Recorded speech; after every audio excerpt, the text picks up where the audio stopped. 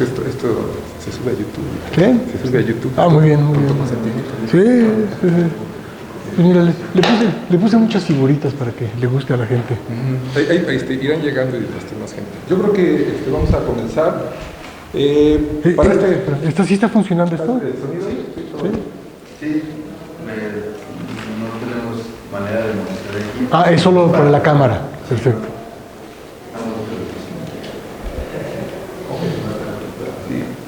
Para este seminario diferenciable contamos con la presencia del doctor José Seade, para los cuates Pepe. Bueno, a Pepe lo conozco desde que yo era estudiante y él recién egresado. Desde que yo tenía copete. Del doctorado. Y personalmente le agradezco su generosidad para compartir todo su conocimiento. Es el caso el día de hoy que aceptó mi invitación para venir al seminario y a pesar de todas sus múltiples actividades, él es ahorita director del Instituto de Matemáticas y para venir a darnos una plática sobre la topología de una función diferenciable cerca de un punto crítico. Gracias. No, pues, muchas gracias, Eugenio, muchas gracias, Federico. Un honor estar aquí pues, en mi alma mater, que le tengo mucho cariño. Y bueno, ese es un tema, es un título que le puse, podría haberle puesto otros, realmente es como que una probadita, una entrada de un área que es en la que llevo trabajando desde mi doctorado, hace algunos años, no tan, que es, digamos, el área de teoría de singularidades. ¿Sí? Que es bueno, vamos a ver un poquito. Es un área muy vasta, es un punto de encuentro de muchas áreas diversas y que se puede abordar por muchos caminos distintos. Entonces hay gente que trabaja en teoría de singularidades que son 100% algebristas, ¿sí? O hay gente que trabaja desde el punto de vista más geométrico, más topológico, etcétera, etcétera. Yo soy topólogo de formación y por más que lo quiero ocultar, no me lo logro quitar. Entonces mi punto de vista siempre es topológico y a mí me encanta. Entonces lo que voy a presentar es un punto de vista de una rama de la teoría de singularidades. ¿Sí? El punto de partida es considerar una función diferenciable. Esto sí funciona, ¿verdad? Sí. Okay. Entonces el punto de partida es considerar una función diferenciable en n variables, con valores reales, y consideramos las superficies de nivel de la función. ¿Qué quiere decir superficies de nivel? Todos lo conocen, es fijarse en la imagen inversa de un punto, y en las imágenes inversas de los distintos puntos. Y, o sea, por ejemplo, si consideramos la función cuadrática, ¿sí? Sabemos todos que si nos fijamos en un valor positivo, lo que obtenemos es una esfera de radio, la raíz cuadrada de esto concentra en el origen. Conforme este valor se va haciendo chiquito y más chiquito y va tendiendo a cero, se va achicando el radio de la esfera hasta que degenera en un punto. Y luego para valores negativos ya no hay nada, se convierte en el conjunto vacío. Hay ahí un cambio cualitativo cuando pasamos por el valor 0. ¿Sí? Igualmente, por ejemplo, si consideramos esta otra función cuadrática, x cuadrada más y cuadrada menos z cuadrada, las superficies de nivel son para valores positivos, es un hiperboloide de una hoja. Cuando esto es igual a 0, son dos rectas, perdón, es un reloj de arena, ¿sí? Y aquí lo tenemos. Y para valores negativos, esto ya se trabó, ahí está. Y para valores negativos es un hiperboloide de dos hojas, ¿sí? Ahora sí quiero decirles que desafortunadamente yo no soy muy bueno para los diseños. Entonces todos estos son bajados de internet. Ahorita les voy a mostrar uno que yo sí hice, ¿sí? Entonces lo que estamos teniendo es una bifurcación otra vez más. Para valores positivos tenemos un hiperboloide de una hoja liso, luego un reloj de arena a pasar por 0 y luego un hiperboloide de dos hojas. Es decir, tenemos algo así, ¿ok? Entonces otra vez el valor 0 juega un papel especial. ¿Por qué? ¿Por qué? ¿Qué tiene de gracia eso? Bueno, observen que cuando la función era x cuadrada más y cuadrada menos z cuadrada, estas son sus parciales. ¿sí? Y el único punto donde todas las parciales se anulan es cuando x, y, z son 0. Entonces, el 0 del origen en R3 es el único punto crítico. Esos son los puntos críticos de una función con valores reales. Los puntos donde todas las parciales se anulan. ¿De acuerdo? Y por definición, los valores críticos son los valores en el contradominio en R, que son imagen de algún punto crítico. Entonces, el único valor crítico, el único punto crítico es el origen, y el único valor crítico es el 0. Y eso es lo que está apareciendo aquí. Entonces, en general, dado una función, llamamos nivel crítico a la imagen inversa de un valor crítico, ¿sí? Y las imágenes inversas de puntos regulares le llamamos los niveles no críticos. ¿De acuerdo? Entonces, en general, cuando tenemos un valor crítico, y si la función es analítica, si la función es un polinomio, una función decente, digamos, todavía hay lugares, pásenle. Entonces, lo que tenemos es una familia de superficies de codimensión 1, porque estamos tomando valores en R. Sí. Está bien, sí. Entonces, tenemos una familia de hipersuperficies de codimensión real 1, porque estamos tomando valores en R, donde para cada valor regular tenemos una variedad diferenciable, una variedad de codimensión 1, real, lisa, bonita. Pero de repente tenemos el nivel crítico. Entonces, cuando tenemos los valores regulares, vamos teniendo variedades lisas, y conforme nos vamos acercando, en alguna forma estos se van acercando más y más a una variedad singular y de pronto degeneran. ¿Sí? Y tenemos ahí una singularidad. Entonces, eso es lo que queremos entender. Queremos entender la geometría, la topología de los niveles críticos, la geometría y topología de los niveles no críticos, y cómo es que pasamos de un nivel no crítico al nivel crítico, y cómo todo eso nos da información. O sea, cómo entender la geometría de esto, que son variedades diferenciables, variedades lisas, nos da información de las variedades singulares, por ejemplo. ¿Sí? O al revés, inclusive. ¿Cómo es que información de la variedad singular nos da información, nos permite decir cosas sobre la variedad no singular, sobre el nivel no crítico? ¿Sí? Entonces, es el tipo de problemas en los que he trabajado por muchos años. Entonces, como decía, es una parte de la teoría de singularidades, que es un punto de encuentro de muchas áreas de la matemática, donde aparece el álgebra, aparecen ecuaciones diferenciales, geometría diferencial, geometría algebraica, topología, etcétera. Inclusive teoría de números aparece también bastante. Yo no he entrado nunca por ahí, pero hay mucho. Sus orígenes pues vienen desde Newton, Klein, en el siglo XIX, Max Noether, muchos otros más recientemente, pero no tan reciente, Milnor, Thom, Mumford, Arnold, Hironaka, que pues hemos tenido el honor de que todos ellos, salvo Arnold, estuvieron en México, ya murieron, 2 murieron, Thom ya murió. No, solo Arnold y Thom han muerto. Mumford todavía sigue, pero ya hace otras cosas, ya no sé, ya se están en más cosas de visualización. Milnor acaba de estar en México en diciembre, Hironaka estuvo hace unos pocos años, luego también más recientemente están Ledun Tran, Tessier, Acampo, Saito, Groyel, Nacho Luengo, Evelyn, Nemeti, Fernández de Bobadilla y tantos más, que todos ellos nos han visitado aquí en México, hemos tenido el honor que nos hayan visitado. En México también ha habido mucha gente, ha estado por años Santiago López de Medrano, está León Kushner, en otro punto de vista muy distinto, pero también en teoría de singularidades ha trabajado Federico Sánchez Bringas, y bueno, y yo también, en un punto de vista distinto. ¿Sí? Entonces es una rama que tiene aplicaciones en muchas cuestiones, en muchas ramas del conocimiento, en óptica, por ejemplo, cuando ven las cáusticas, pues estamos hablando de singularidades, en muchas otras áreas, y bueno, son muchos puntos de vista. Uy, Santiago, llegaste una lámina tarde, te acabo de mencionar, pero bueno, aquí, gracias por venir. Bueno, entonces hay muchos puntos de vista, muchas cosas que decir. Yo me voy a restringir a algo cercano, obviamente tendencioso hacia lo que a mí me interesa, ¿no? Entonces, bueno, cuando tenemos una función con n variables y de Rn en R, definimos sus puntos críticos como los puntos donde se anula todas las parciales. Los puntos regulares son los que no son críticos por definición. Podemos definir la variedad de ceros. De los puntos donde la función es cero, le llamamos la variedad de f. ¿sí? Y los puntos singulares son los puntos críticos de la función que están en la variedad. ¿De acuerdo? Son las singularidades de la variedad. Bueno, aquí nada más una nota importante con respecto a la palabra variedad.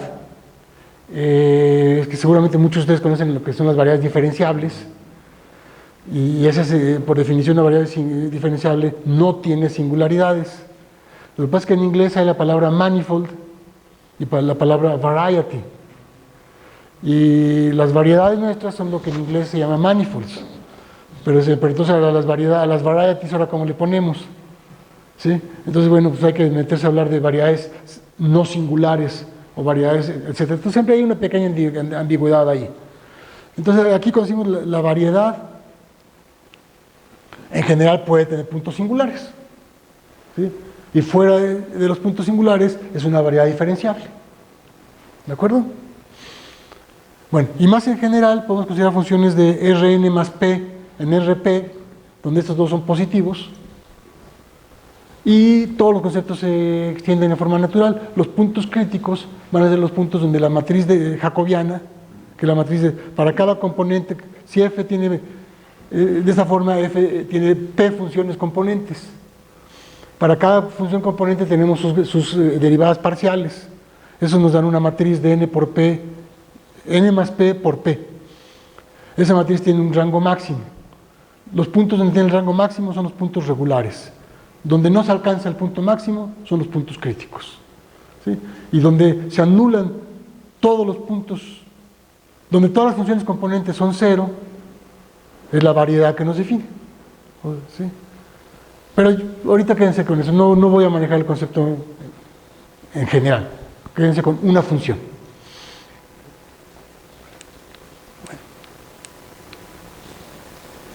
Bueno, entonces, recordemos un teorema clásico del cálculo que todos han estudiado, el teorema de la función implícita, que una formulación es que si tenemos una función diferenciable de Rn más P en Rp y tenemos un punto regular, un punto regular donde la matriz jacobiana tiene rango P. ¿Sí? Déjenme poner. Entonces existen coordenadas, vecindades del punto U y U', tal que mediante un cambio de coordenadas, un difeomorfismo H, que es un cambio de coordenadas local, hacemos que esta función se vea como una proyección lineal. ¿Sí? O sea, si tenemos la función y nos fijamos en sus fibras, en principio puede estar toda chueca y no sabemos cómo se ven. Pero escogiendo las coordenadas de manera adecuada, que eso quiere decir el difeomorfismo H, entonces la función localmente se ve como una proyección. ¿Y cómo son las fibras de una proyección lineal? Son planos derechitos. ¿Sí? Si R3 lo proyectan al plano, las fibras son rectas. Si lo proyectamos sobre un eje, las fibras son planos.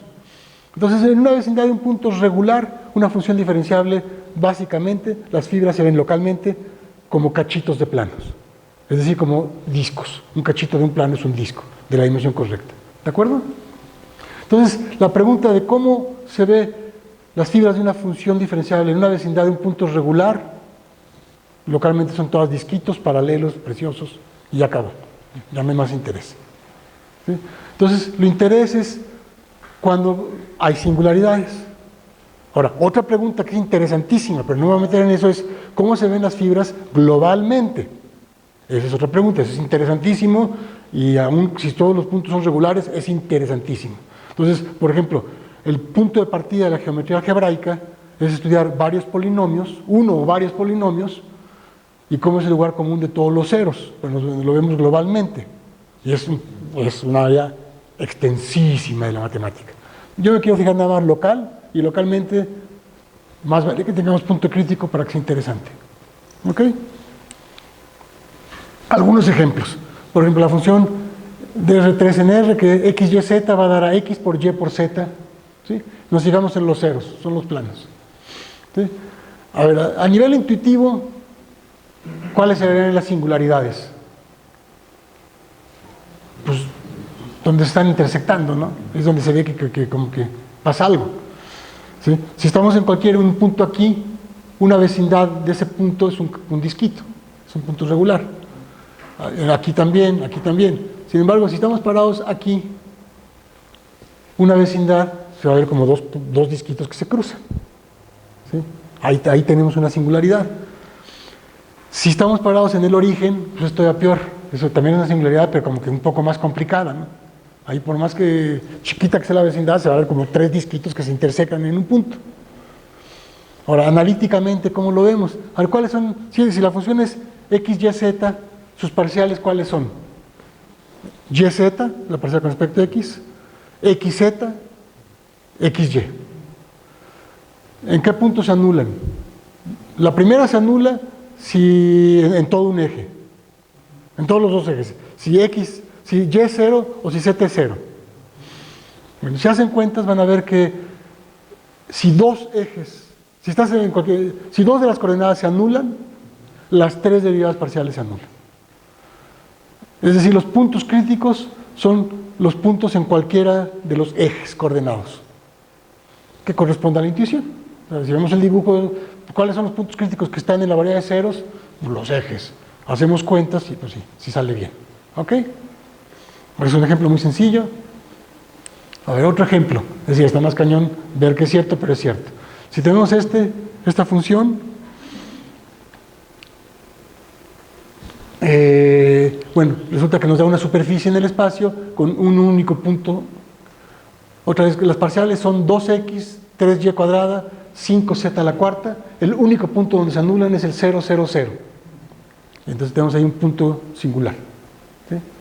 Después voy a regresar a esta misma ecuación, pero donde las tres van a ser variables complejas. Y es muy interesante.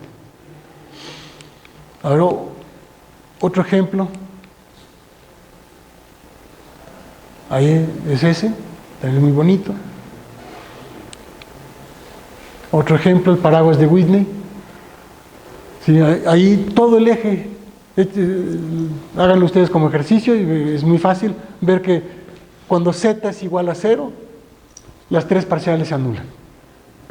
¿Sí? O sea, todo el eje z son puntos críticos de la función. Y todo el eje z está contenido en la variedad de ceros.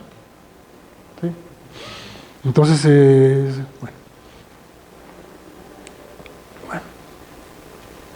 Es un último ejemplo, ese ya está un poco más difícil verlo, pero es cierto. O sea, ahí tenemos 6 puntos singulares, todas son singularidades aisladas. ¿Sí? ¿En qué sentido son aisladas? Que cualquiera de los puntos singulares tiene una vecindad en la cual no hay más puntos singulares. ¿Sí? Por ejemplo, en la de Whitney no son aisladas. Tenemos toda una cosa de dimensión 1 de puntos críticos, puntos singulares. ¿Sí?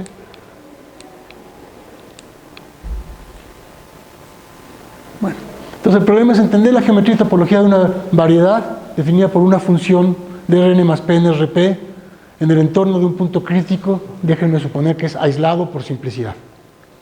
¿Sí? Y, bueno, aún planteada así es demasiado general la cosa, hay demasiadas patologías, demasiadas cosas, muy difícil poder decir algo interesante. Entonces, quiero imponer condiciones. Entonces me voy a restringir básicamente al caso donde f es una función polinomial. Quiere decir que cada función componente es un polinomio. Más generalmente, casi todo podría tomar analítica real. ¿Sí? Y aún eso, aún siendo polinomio o analítica real, es muy duro. Como seguramente ya han visto o lo van a ver, es mucho más fácil trabajar en los complejos que en los reales. Los reales son mucho más complejos que los complejos. ¿Sí? La diferencia es que en los reales podemos hacer dibujos y en los complejos, pues ya en dos variables ya no sabemos qué hacer, ¿no? Y hay que imaginárselo, pero es mucho más fácil trabajar en los complejos. Entonces vamos a los complejos. Entonces vamos a considerar un caso, casi el punto de partida. Un polinomio homogéneo de estos, z1 a la k más z2 a la k. Tengo que empezar con este porque es un caso donde es muy fácil hacer todo en forma explícita. A ver, las parciales son estas que tenemos ahí. El único punto donde las dos parciales son 0, si k es mayor que 1, es el origen. ¿De acuerdo? Entonces el único punto crítico es el origen. Quiero ver cómo es la variedad de ceros de esta función. O sea, a primera vista, pues no está tan fácil, ¿no? Bien. Pero a ver, pero la verdad es que sí está fácil. Vamos a usar un poquito de álgebra, que todos conocen. ¿Han oído hablar del teorema fundamental del álgebra? Bueno,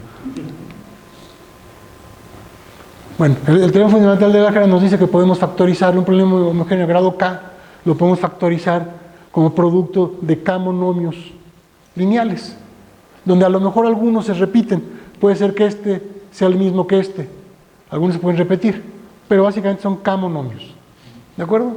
Ahora, los ceros de F, esto es cero si solo si alguno o algunos de estos son cero.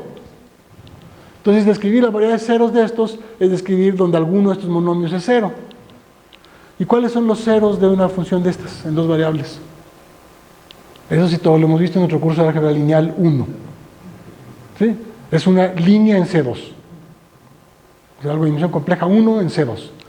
Entonces quiere decir que los ceros de un polinomio homogéneo de grado K son K líneas. Tal vez algunas de esas están repetidas, tal vez una misma línea la estamos contando 3 veces, o 2 veces, etc. Pero básicamente son K líneas que pasan por el origen. Y los puntos singulares, supongamos que las K líneas son distintas, para no entrar en problemas de multiplicidades, supongamos que las K líneas son distintas, el punto singular es donde se están cruzando, que es el origen. ¿Sí? Bueno. Por ejemplo, si K es 2, es muy fácil ver que z1 cuadrado más z2 al cuadrado lo podemos escribir de esta forma. Entonces los ceros son donde z1 es igual a más menos y z2. ¿De acuerdo? Bueno, para K igual a 3 es un cálculo también muy fácil y lo podemos escribir esto igual a esto multiplicado por esto. Entonces, otra vez esto nos escribe una recta, otra recta, otra recta. ¿Sí? Para K más grande, bueno, es más difícil encontrar las raíces en la forma explícita, pero básicamente la idea conceptual es la misma. Vamos a tener K rectas que pasan por el origen. ¿Sí? Y como les digo, algunas se pueden duplicar. Por ejemplo, si consideramos un polinomio homogéneo grado 3, que sea este, es homogéneo, es este polinomio, es fácil ver que lo podemos escribir como el producto z1 por este al cuadrado. Entonces los ceros de este son donde z1 es igual a 0, unión esta recta contada 2 veces. ¿Ok? Bueno. Ahora, quisiera generalizar estas funciones más generales que no sean polinomios homogéneos de grado K, o de algún grado. ¿Sí? ¿Cómo lo podríamos hacer? Entonces, obviamente, expresarlo como producto de monomios, pues ya no se puede. Entonces, esa técnica pues, es muy poderosa mientras la podemos usar, pero no sirve en general. ¿Cómo lo hacemos, por ejemplo, si tenemos una función más general? Por ejemplo, que tuviéramos z1 a la p más z2 a la q. Ahí ya no nos funciona lo anterior. Yo simplemente z1 al cuadrado más z2 al cubo. A ver, ¿qué puntos qué puntos en C2 satisfacen que z1 al cuadrado más o menos z2 al cubo es igual a 0?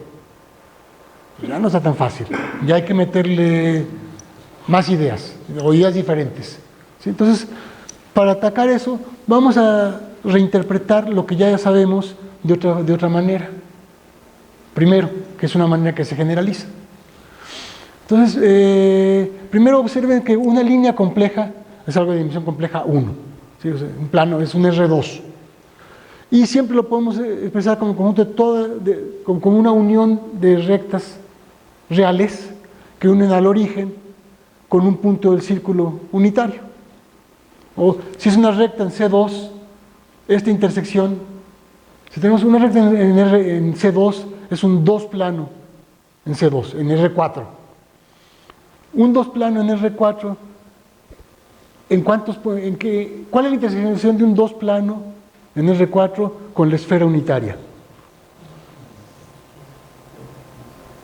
A ver, si ese 2 plano fuera, por ejemplo, el eje Z1, la intersección con la esfera unitaria son los puntos donde Z2 es 0 y Z1 tiene norma 1. Eso es un círculo. ¿Sí? Ahora, si nuestro 2 plano en vez de ser el eje es este, pues es un círculo. ¿Están de acuerdo? Hay que demostrarlo. Pero, o sea, una recta compleja en C2 intersecta la esfera S3 en un círculo. Ahora, agarren un punto en ese círculo. Entonces tenemos un círculo. Aquí está nuestro círculo. Y nuestra recta es todo el plano. Ahora, cualquier recta, fíjense que, tomen ahora una recta real que pasa por acá. Intersecta a este círculo en un punto. Y está contenido en nuestra recta compleja. Y nuestra recta compleja es unión de todas esas rectas. O sea, la recta compleja la podemos escribir como, tomamos un punto en S1, en el S1, que es la intersección con S3, y lo unimos con el centro. Y la unión de todas esas rectas es nuestra recta compleja. ¿Están de acuerdo? Ahora, un poquito de imaginación. Ahora, agarren este punto, el centro, y jálenlo. Nos paramos aquí. ¿Y qué es lo que tenemos? Un cono, ¿verdad? Entonces lo que estamos, nos regresamos, y lo que estamos diciendo es que el plano es topológicamente el cono sobre ese uno. ¿De acuerdo? Entonces voy a hablar de conos. Pero luego nos vamos a ir de viaje y agarramos nuestro cono, lo metemos en la maleta, y cuando llega, pues ya está medio abollado. ¿Están de acuerdo? O sea, ¿no? Está canijo que llegue derechito el cono. Una observación de Santiago. Ajá. Sí, ¿qué pasa? Tu descripción de este 3 nada más ponle módulos a Z1 y a Z2, porque si no hay como este 3. ¿Cómo? Ah, sí, perdón, tienes razón. Que esto no es, tienes razón, que aquí faltan los valores absolutos. Sí, perdón. Si no, no es Z, tienes razón. Sí, gracias. Sí. Ok, entonces voy a hablar de conos derechitos, que es el cono, pero más en general me voy a referir a un cono, algo homeomorfo a un cono. ¿Qué es en topología un cono? Que es el cono sobre un espacio X, quiere decir que agarramos X, el espacio topológico, el que sea, lo multiplicamos por el intervalo 0, 1, ¿sí? Y la tapa de arriba la colapsamos a un punto. ¿Sí? Y cualquier cosa homeomorfa a eso le vamos a llamar un cono. Entonces a lo mejor mis curvas, mis rectas ya no están tan rectas, están medio curviaditas, pero eso homeomorfa un cono. ¿Ok? Eso es importante porque esa es la estructura que se generaliza. Entonces ahí está el cono sobre el S1. ¿Sí? Bueno, entonces si tenemos esta ecuación y nos fijamos en sus ceros, sabemos que consiste de K rectas complejas. Y cada K recta es el cono sobre la intersección con S3. ¿Sí? Entonces sabemos que la variedad de ceros es el cono sobre K círculos en la esfera S3. ¿De acuerdo? Entonces ahí lo interesante ahora es, bueno, esa imagen es la que vamos a querer generalizar. Entonces ahora consideren, por ejemplo, esta función. Z1 a la P menos Z2 a la Q. ¿Sí? El caso homogéneo es cuando P y Q son iguales. Bueno, otra vez, el único punto crítico es el origen. Entonces, esa cosa, no sabemos cómo se vea, pero sabemos ciertas cosas. Podemos decir así ya de entrada, sin nada más pensando un poquito, podemos decir que estado definido por una función diferenciable sobre los complejos, un polinomio de C2 en C. Y estamos tomando la imagen inversa de un punto, entonces algo de mi dimensión compleja 1. Porque como vamos de C2 en C, le estamos bajando la dimensión en 1, al tomar un punto. Entonces algo de dimensión compleja 1, que pasa por el origen, ¿de acuerdo? Porque cuando tomamos el punto 0, 0, 0 a la P menos 0 a la Q es 0. Entonces, el origen está contenido en nuestra variedad de ceros. Entonces, tenemos una dimensión compleja 1 que pasa por el origen y que es el único punto crítico, el único punto singular de esa variedad, de ese conjunto. ¿Por qué? Porque es el único punto donde las dos parciales se anulan. Ahora, ¿qué más podemos decir? ¿Cómo se verá eso? Entonces, todavía no sabemos mucho, pero sabemos que es algo de dimensión compleja 1 en C2. Esta es la variedad de ceros que pasa por el origen. Y tiene un punto singular ahí. Hasta ahorita es lo que sabemos. ¿Qué más podemos decir? Bueno, observen lo siguiente. Si yo tengo cualquier número complejo, real o complejo, t, yo puedo definir una multiplicación en C2. Yo puedo definir, la multiplicación usual sería esto, por esto sería tz1, tz2. Cuando tenemos un polinomio, ¿cómo se define un polinomio homogéneo? Quiere decir que saca escalares a la potencia k. ¿Están de acuerdo? O sea, f evaluado en tz1, tz2 es t a la k, f evaluado en z1, z2. Estos que tenemos son polinomios que les llaman casi homogéneos. ¿Por qué casi homogéneos? O homogéneos con peso. Porque nos saca escalares, pero si los multiplicamos con cierto peso. ¿Sí? Aquí, por ejemplo, lo que voy a definir. Si definimos esta multiplicación tz1, z2 igual a t a la q, z1, t a la p, z2, y evaluamos, f evaluado en t veces este punto es f evaluado en esto, y eso es esto a la p menos esto a la q. Sacamos t a la pq de factor común, y nos queda que esto es esto por esto. Entonces es una función casi homogénea. Nos está sacando escalares siempre y cuando la multiplicación la demos con pesos. ¿Sí? Ahora, ¿y eso qué? Vean qué propiedades tan interesantes tiene. A ver, 1. Bajo esta, ahí lo que estamos teniendo es una acción de los números complejos distintos de 0. Es una forma de multiplicar complejos por puntos en C2 y nos da puntos en C2. Bueno, a ver, primero, la variedad de ceros es un conjunto invariante. ¿Qué quiere decir eso? Cada vez que estemos parados en un punto de B, si multiplicamos, si este punto está en B, todos estos puntos están en B. ¿Por qué? Pues porque si f en el punto es 0, pues multiplicado por cualquier otro, va a ser t a la pq por f de esto que es 0. Entonces, la variedad de ceros es un conjunto invariante. Quiere decir que es unión de órbitas, unión de todos los, ¿sí? Ahora, a ver, si tenemos un punto z1 y z2 y lo multiplicamos por todos los números reales, de acuerdo a esa receta, si tomamos valores reales positivos, por ejemplo, ¿qué pasa? Si estamos parados en un punto aquí, tomamos un punto aquí, no sabemos cuál punto es el punto z1, z2 arbitrario, y lo multiplicamos por todos los t's valores reales. ¿Qué estamos haciendo? Estamos describiendo una curva. No es una recta porque estamos tomando con pesos. ¿Sí?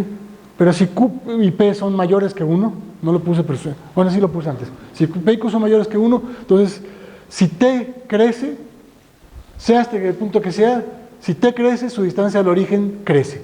Se nos escapa al infinito. ¿De acuerdo? Y si T tiende a 0, pues se nos va hacia el 0 estrictamente. O sea, su distancia al 0 es una función estrictamente creciente de la norma de T. ¿De acuerdo? Sea quien sea Z1 y Z2. Ahora, pero si estamos parados en un punto en B, toda esta curva real que estamos describiendo está todo el tiempo contenida en B. ¿Sí? ¿Están de acuerdo? Entonces fíjense que tenemos ya algo muy bonito. B es transversal a cualquier esfera que yo les dé con centro en el origen. Porque si estamos en cualquier punto en B, tomamos la curva que pasa por ahí y esta curva es transversal a la esfera. Entonces atraviesa transversalmente cualquier esfera. ¿Sí? Entonces ya fíjense que ya podemos decir algo muy bonito. Teorema, ya probamos que para estas curvas la superficie B es homeomorfa al cono sobre su intersección con la esfera. ¿Sí? ¿Por qué? Porque lo que estamos diciendo es, a ver, párense aquí, olvídense ya lo que está afuera, nada más lo que está aquí adentro, en una vecindad del origen, lo que está aquí adentro. ¿Cómo puedo escribir yo todos los puntos en B? Bueno, si yo estoy parado en un punto aquí, por ahí pasa una única curva de esta acción. Esta curva yo la sigo y le pega a un punto aquí. ¿De acuerdo? Entonces, toda esta curva está determinada por este puntito. Y todo lo que está aquí adentro lo puedo pensar como la intersección con el origen, cruz, estas curvas que son copias del intervalo, y se están colapsando al vértice. Entonces lo que estamos diciendo es que la parte de B que está dentro de una bola es homeomorfa al cono sobre su intersección. Pero estamos diciendo de hecho más, porque todo esto lo podemos hacer en todo el medio ambiente. Lo que estamos diciendo es que la pareja bola, a ver, si me olvido de B, ¿están de acuerdo que la bola es el cono sobre la esfera? ¿Sí? Es lo que hicimos aquí. Aquí lo hice en dimensión 2, el disco es el cono sobre el círculo. Pero si esto es de dimensión 3, lo que estamos diciendo es que la bola de dimensión 3, o dimensión 4, perdón, ahí es dimensión 4. Si esto es de dimensión real 4, la bola de dimensión real 4 es el cono sobre la esfera de dimensión 3. Y aquí lo podemos hacer simultáneo. Parejo, podemos hacer que la bola, coma, la intersección de B con la bola, sean como pareja el cono sobre la esfera, coma, la intersección de esto con la esfera. Entonces no solo estamos describiendo la parte de B que está dentro de la bola, sino también estamos describiendo cómo está metida a partir de su intersección con la esfera. ¿Ok? Si nosotros describimos la esfera, dimensión 3, radio épsilon, coma, B intersección la esfera, si nosotros sabemos describir esto, ya sabemos perfectamente la topología de B aquí adentro y cómo está metida en el medio ambiente. Todo lo que tenemos que escribir es esto. ¿De acuerdo? O sea, entonces eso, como se conoce, es que esta variable que estamos diciendo es que tiene una estructura cónica local. ¿Sí? Y pues ahí está el dibujo ese que puse ahí. Entonces, por ejemplo, en este caso, o sea, entonces, digamos, si nos olvidamos del medio ambiente, lo que estamos diciendo es que para escribir B, lo que tenemos que fijarnos en la intersección con una esfera, y luego esa intersección la vamos haciendo más chiquita, más chiquita, más chiquita, más chiquita, más chiquita, más chiquita, hasta que degenere en un punto, que es lo que tenemos aquí. ¿Sí? O sea, para la variedad z1 al cuadrado menos z2 al cubo igual a 0, resulta que la intersección con la esfera unitaria es el nudo trébol. Y entonces fijarte en los ceros de estos en C2 es tomar el nudo trébol e irlo haciendo más pequeño, más pequeño, más pequeño hasta que degenere en un punto. Aquí tiene autointersecciones porque lo estamos haciendo en R3, pero esto vive en C2, que es R4, y allá no hay intersecciones. Allá realmente es tomar el nudo sobre una esferita, ir tomando esferas más chiquitas y nuditos hasta que se degenere en un punto. ¿Ok? Bueno, ahora hay algo muy bonito volviendo a este ejemplo. Aquí, si nos olvidamos del origen, esto es una variedad diferenciable, la B es una variedad diferenciable, lisa, sin singularidades, una variedad bonita, de dimensión real 2, que estamos intersecando con la esfera que tiene codimensión real 1. No sé si ya llevaron algún curso de topología diferencial. Si ya lo llevaron, intersección transversal de variedades diferenciables es una variedad diferenciable. Entonces aquí lo que estamos teniendo es que esa intersección no sabemos cómo es, pero va a ser algo compacto, por cuestiones generales, y intersección transversal de dos variedades. Entonces es una variedad diferenciable, ¿de qué dimensión? 2 menos 1, que es la codimensión de la esfera. Entonces es una variedad compacta de dimensión 1. Y algo que sabemos de topología básica es que las únicas variedades compactas de dimensión 1 son círculos o uniones de círculos. Entonces, esa intersección es un círculo o una unión de círculos en la esfera de dimensión 3. ¿Sí? Y definición, un nudo clásico es por definición un círculo S1 encajado en S3.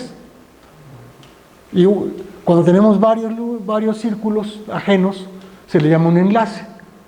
Entonces lo que estamos diciendo es que la K que tenemos, que es la intersección de B con una esferita suficientemente pequeña, es un nudo o un enlace. Y si describimos el nudo o enlace, estamos describiendo la topología de B cerca del punto singular. Ahora, ¿cómo se verán estos nudos o enlaces? En los ejemplos estos que estoy dando, es fácil ver esto. Para estos ejemplos es fácil ver que son nudos, lo que se llaman nudos tóricos o toroidales, nunca sé cuál es lo correcto, siempre, ¿sí? ¿Eso qué quiere decir? Entonces un nudo, S3 es R3 unión el infinito. Entonces piensen que un nudo es una copia de S1 encajada aquí en R3, ¿ok? En R3 podemos considerar un toro, un S1 por S1. Bueno, un nudo toroidal o un nudo tórico es un nudo en R3 que podemos dibujar enredado en la superficie del toro. Ese es un nudo toroidal. Y un nudo en la superficie de un toro, pues le da un cierto número de vueltas en una dirección y un cierto número de vueltas en la otra dirección. Eso se le llama un nudo tórico de tipo PQ, según las vueltas que le dé. ¿De acuerdo? Entonces, en estos casos resulta que todos los nudos que tenemos son nudos tóricos de tipo PQ. Entonces, por ejemplo, ahí está, este es uno de tipo 3-4, perdón, este es de tipo 3-4, este es de tipo 2-5. El trébol es de tipo 2-3. Este es uno que saqué de internet que está muy bonito. Está más canijo ver si es nudo o enlace, creo que es nudo, pero bueno, ¿ok? Entonces son los nudos toroidales. En estos ejemplos todos son nudos toroidales. Por ejemplo, el caso homogéneo que vimos al principio, vimos que eran K círculos, ¿sí? Bueno, es fácil ver que son K círculos toroidales. Son K círculos en el toro que se van moviendo paralelamente, no se intersecan, y que todos son de tipo 1-1. ¿Sí? O sea, lo que le van dando una vuelta así, mientras van dando la vuelta así, y se cierra. Y eso lo pueden ver muy fácilmente. Escriban las ecuaciones y lo pueden ver. Es fácil ver eso. No es trivial. Es fácil, quiere decir que si le piensan en una hora ya le entendieron. ¿Sí? O sea, no, tampoco fácil, bueno, ¿qué quiere decir fácil? Bueno, quiere decir que no necesita saber demasiado. Pues, con lo que saben ustedes, si se sienten a pensarle, lo sacan. Y si lo sacan en menos de 10 minutos, me cae que me impresionan mucho. O sea, bueno, en general, un teorema muy profundo de Milnor y de otros establece que siempre hay algo semejante ahí. O sea, consideramos cualquier función de Rn más k en Rk, nos fijamos en la variedad de ceros, y pues polinomiales, pero en realidad son funciones, lo mismo vale para funciones analíticas reales, ¿sí? Y el teorema nos dice que siempre localmente se ve como un cono. Es decir, la variedad de ceros se interseca transversalmente, debemos suponer por simplicidad que tiene singularidad aislada, así que no hay más puntos singulares. El teorema es cierto en general, pero hay que meter más estructura. Hay que hablar de lo que se llama estratificaciones, etcétera. Es cierto en general, no queremos complicarnos la vida ahorita. Entonces, supongamos que tenemos singularidad aislada. Eso tiene la ventaja de que si quitamos el punto singular, ya tenemos una variedad lisa. ¿Ok? Entonces esa variedad fuera del punto, si tomamos una esfera de radio positivo con centro en el punto singular, pues no va a intersectar en la singularidad. Entonces, podemos pensar que es una variedad lisa. Entonces, B interseca transversalmente toda esfera suficientemente pequeña. ¿Sí? La intersección es entonces una variedad de dimensión n, esta tenía dimensión n, entonces intersectar con esferas es una variedad de dimensión real n-1. Luego el tipo de difeomorfismo es independiente del tamaño de la esfera. No es trivial eso para nada, pero es cierto. Y para cualquier radio suficientemente pequeña, la pareja disco, la parte de B dentro del disco es el cono sobre la esfera y la parte de la variedad que interseca la esfera, lo que les dije. Por lo tanto, la topología de esto determina todo lo que está pasando aquí. A esta cosa se le conoce como en México le llamamos la aureola, en inglés se le llama el link, en Francia le llaman le bord, en España le llaman el borde de la singularidad, que es un buen nombre. A mí me gustaba mucho el nombre aureola, que fue una notación de Fico González Acuña. Lo malo es que los franceses nos lo echaron a perder, porque definieron el concepto en francés de la auréole, y es otra cosa que no tiene nada que ver, entonces pues ya nos echaron a perder el nombre. Pero bueno, yo creo que el nombre que usan en España, el borde, es buen nombre. Analíticas que complejas. Esto vale, yo lo voy a estudiar ahorita para las analíticas complejas, pero esto vale para analíticas reales. Cualquier analítica compleja es analítica real. ¿Sí? Bueno, entonces esto es el ejemplo de eso. Bueno, la idea de la demostración del teorema de Milnor es lo que ya vimos. Tenemos una variedad, ahora es una variedad definida por los ceros de un número de funciones analíticas. Tomamos con un punto singular aislado, tomamos una esferita suficientemente pequeña y la idea de la demostración, que no es fácil, pero la idea central de la demostración es demostrar que existe un campo vectorial integrable en una bolita, tal que sus soluciones son, tal que B es unión de soluciones. O sea, si una solución del campo vectorial interseca B, toda la curva integral está contenida en B.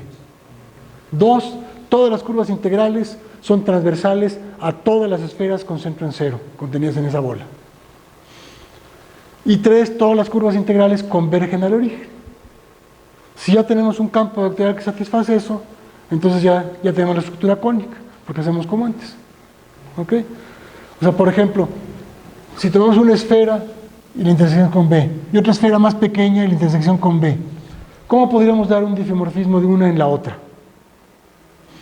Pues se paran en esta, tienen la otra más pequeña, bueno, por aquí pasa una curva integral que le pega a la otra, y yo mando este punto a este. ¿Cuál es la función inversa? Pues me paro en este punto, tomo la única curva integral que pasa por ahí, me sigo hasta que le pega a la otra y esta es la función inversa. ¿Sí? Entonces ahí tenemos que la pareja esfera, intersección con K no depende del radio de la esfera. ¿Sí? Y con un poquito más de trabajo tiene la estructura cónica. ¿Okay? Entonces aquí la parte difícil es demostrar que existe ese campo vectorial. En el caso que yo vi era muy fácil porque lo daba uno explícitamente. A partir de la acción, yo no les di el campo vectorial, les di las curvas integrales del campo, que eran las curvas de esa multiplicación por T. Bueno, entonces preguntas generales. ¿Qué tipo de variables aparecen como aureolas de singularidades? ¿Sí? ¿Cuáles propiedades tienen? ¿Cómo se relaciona su geometría? Etcétera. Entonces, hay muchas preguntas que se saben. Entonces, por ejemplo, propaganda, ¿sí? Publicidad, por ejemplo, en dos variables complejas. Para estas, ya vimos lo que ya dije, que siempre son nudos o enlaces toroidales. Si P y Q son primos relativos, es un nudo. Si P y Q no son primos relativos, entonces toman el máximo común divisor y va a ser un enlace con ese número de componentes. Y ya que dividen P y Q por el máximo común divisor, les queda un P' Q'. Entonces van a ser tantas componentes con máximo común divisor y cada componente va a ser un nudo tipo P' Q'. ¿Ok? Entonces para estas, muy bonito. Ahora, para funciones de C2 en C en general, teorema, los nudos correspondientes o aureolas, déjense suponer que es un nudo, el caso general es repetición. Los nudos correspondientes son siempre nudos toroidales iterados. ¿Qué quiere decir eso? Quiere decir que empieza con un nudo toroidal, quiere decir un nudo que podemos anudar en un S1 por S1. ¿Ok? Tomen un nudo toroidal, ya tenemos un nudo toroidal. Ahora, ese en sí mismo es un S1. Háganlo gordito. Y fíjense en la frontera. La frontera de eso es un S1 por S1 anudado. Ahora, en esa frontera ustedes pueden enredar un nudo. Ya es un nudo toroidal iterado una segunda vez. En ese nudo toroidal lo pueden ahora hacer gordito. Y en esa frontera otra vez. Y así se siguen. Ya son los nudos toroidales iterados. Entonces, para cualquier función polinomial, la aureola es un nudo toroidal iterado, un número finito de veces, nada más, no hay que irnos a infinito, con un número finito que ha determinado. Y se puede decir de manera explícita, usando teoremas que vienen desde Newton, cualquier curva, o sea, los ceros de una función en C2, en C, es una curva en C2, cualquier curva compleja. Se puede parametrizar, admite una parametrización que dio Newton, que luego se refinó y admite lo que se llama una parametrización de Puiseux.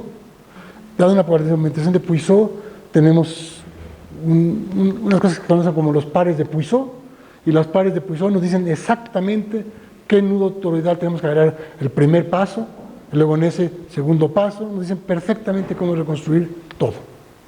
¿Sí? Entonces ahí conocemos bien esta parte. Sigue habiendo muchísimas preguntas abiertas para curvas en C2, muchísimas, pero esa parte de la descripción así burda de la topología se entiende ya perfectamente. Ahora, si nos vamos a una dimensión más,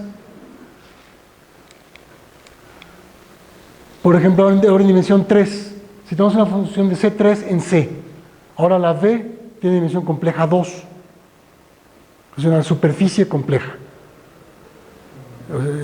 dimensión compleja 2, dimensión real 4. Al intersectarla con una esferita, nos queda ya una 3 variedad. Entonces ahí ya tenemos una relación fascinante entre la teoría de superficies con singulares complejas y la teoría de 3 variedades lisas, que es un área de la matemática en la que trabaja muchísima gente, en lo que le llaman topología en dimensiones bajas. En México tenemos grupos fuertes en esa área, es un área fascinante, llena de cosas. Entonces aquí tenemos luego de entrada así una forma de producir 3 variedades. ¿Qué variedades aparecen de esa manera?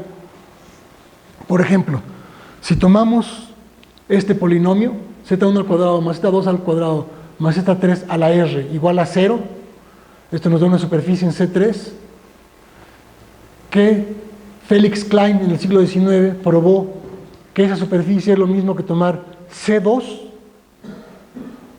En C2 ustedes pueden considerar la acción, o sea, consideren una matriz en C2 de esa forma: E a la 2 pi i sobre R, 0, 0, E a la menos 2 pi i sobre R.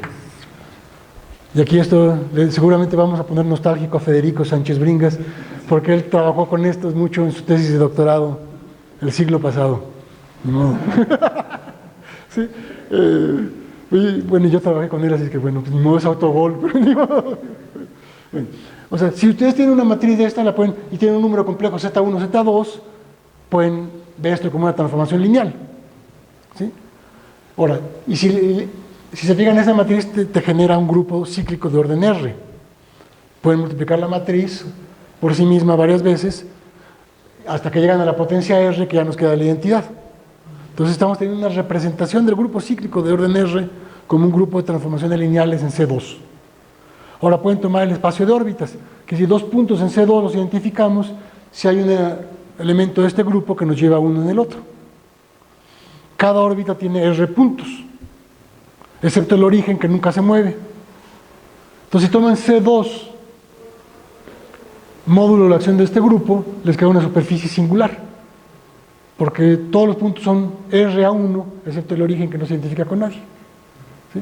Bueno, esas superficies singulares definidas así en abstracto, a partir de la acción de un grupo, Klein probó que son exactamente lo mismo que estas, definidas.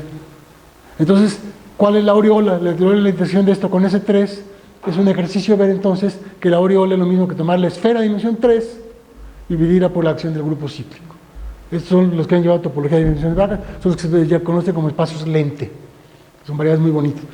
Podemos hacer lo mismo, pero ahora con la Z1 al cuadrado, Z2 al cubo, Z3 a la 5. ¿Sí?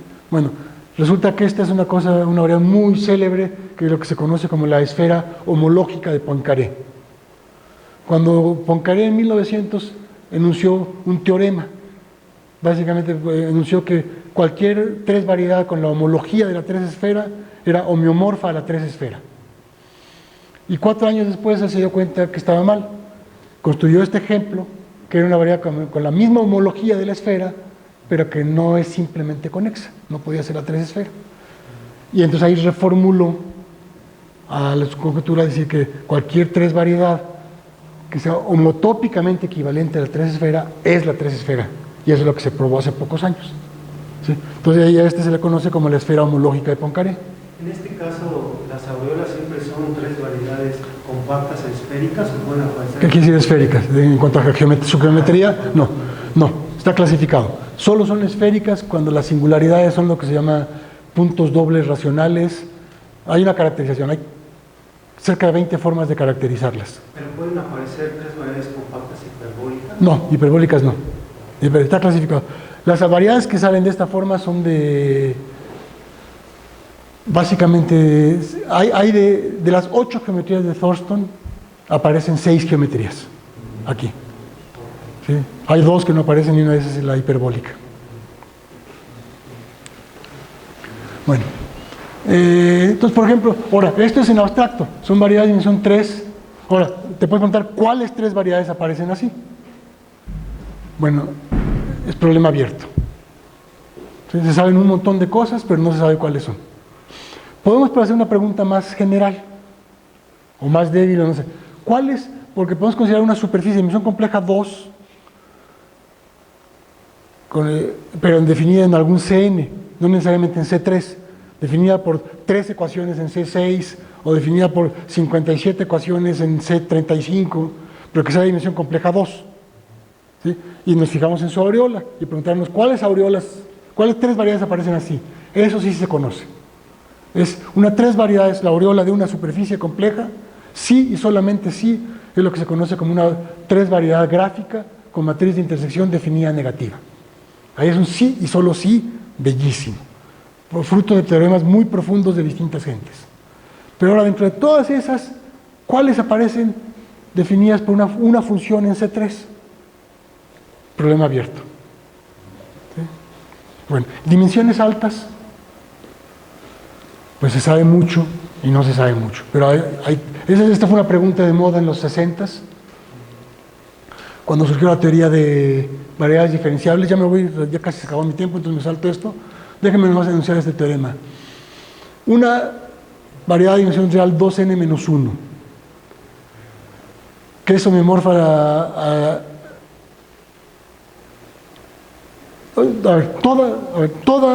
una variedad de dimensión cualquiera, que es homeomorfa a la esfera, se le llama una esfera topológica, digamos, pero si no es difiomorfa se le llama una esfera exótica. ¿Sí? Bueno, teorema bellísimo. Toda esfera exótica, de dimensión la que sea frontera de una variedad paralelizable, aparece de esta manera. Es la singularidad de un polinomio, la aureola de un polinomio de estos, para algunos exponentes apropiados. Entonces la riqueza es fantástica. Bueno, ahora, y la manera como se probó este teorema fue precisamente probando con lo que mencioné en un principio, probando que estas funciones, si consideramos todas las superficies de nivel, tenemos lo que se llama un haz fibrado localmente trivial, fuera de la fibra singular. Se conoce como la fibración de Milnor. ¿Sí? Y estudiando esa fibración, estudiando la topología de estas fibras y la manera como ellas se degeneran en esta, se probó el teorema anterior que mencioné. ¿Sí? O sea, ese estudio nos permitió definir esto. Ya estoy yéndome un poquito más rápido porque ya se me acabó el tiempo. Sí, pero entonces eso es un área de las matemáticas muy interesante, todo lo que tiene que ver con el teorema de fibración de Milnor. Él probó que cada una de estas fibras, o sea, las fibras son de nivel no crítico, es fijarse la inversa de un valor regular suficientemente cercano al cero, y la parte de eso que queda en una bola. No me interesa lo que pase muy lejos, nada más lo que está cerca del punto crítico. Y él probó que esas variedades son diferenciables, son paralelizables, o sea, su haz tangente es trivial, y son todas, tienen una topología muy especial. Probó que todas son lo que se llama, homotópicamente son un bouquet de esferas de dimensión la mitad. ¿Qué quiere decir eso? A ver. Agarren, por ejemplo, tomen por ejemplo la esfera, tomen el círculo, S1. Su haz tangente es trivial. Entonces podemos pensar el haz tangente como, bueno, tomen el círculo, olvídense del haz tangente, tomen el círculo y tomen una banda, ¿sí? Bidimensional. Pues esa banda es una cosa de dimensión real 2 que tiene el mismo tipo de homotopía del círculo, que tiene la dimensión del medio. ¿Sí? Bueno, ahora tomen un toro con 2 hoyos, o no sé, con el número apropiado de hoyos para que lo que vaya a decir ahorita sea cierto. ¿Sí? Lo pueden retraer a la unión de 2 círculos. ¿Sí? El toro con un hoyo. El toro con un hoyo. El hoyo lo pueden ir haciendo más grande, más grande, más grande, más grande, más grande, más grande, más grande, más grande, y al final de cuentas les queda el paralelo y un meridiano. Entonces el toro es una cosa de dimensión real 2 que tiene el tipo de homotopía de un buque de 2 círculos. Un buque quiere decir 2 círculos pegados en un punto. ¿Sí? Bueno, en general él demostró que el nivel no crítico siempre tiene el tipo de homotopía de un buque de esferas de dimensión la mitad. O sea, una unión de esferas de dimensión la mitad que se tocan en un punto. Y con esa descripción se pueden hacer ya muchísimas cosas. ¿Cuántas esferas en ese buque? Pues un cierto número. Ese es lo que se conoce como el número de Milnor. Es una invariante que se puede estudiar desde muchos puntos de vista y muy interesante. Y bueno, yo creo que le voy a parar ya ahí. Pero entonces, digamos, hay mucha investigación. Esto dio origen a muchísimas cosas más. Preguntas como, por ejemplo, bueno, ¿y si la singularidad no es aislada? ¿Y si no está definida por solo una función, sino varias funciones? ¿Y si no son complejas, si no son reales? ¿Y si etcétera, etcétera, etcétera? Bueno, cada una de esas preguntas es extensísima, se sabe mucho y no se sabe mucho. Y es el área en lo que hemos trabajado muchas gentes por mucho tiempo. Y bueno, pues hasta ahí le paro. ¿Sí?